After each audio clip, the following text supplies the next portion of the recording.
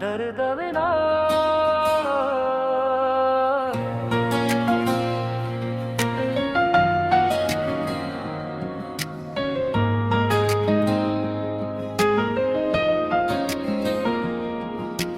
दिल में एक चुप सा दर्द रहता है,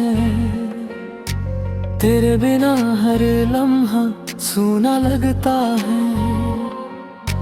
हंसता हूँ लोगों के सामने,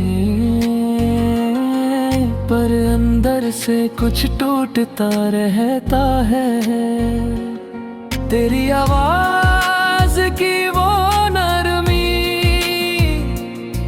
अब सिर्फ यादों में मिलती है। रात की तन्हा खामोशी मुझसे तेरी बात करती है। ख्वाबों में तू पास चली आती, सुबह होते ही दूर चली जाती। मैंने कोशिश की तुझे बुलाने की, पर धड़कन तेरे पास ही जाती।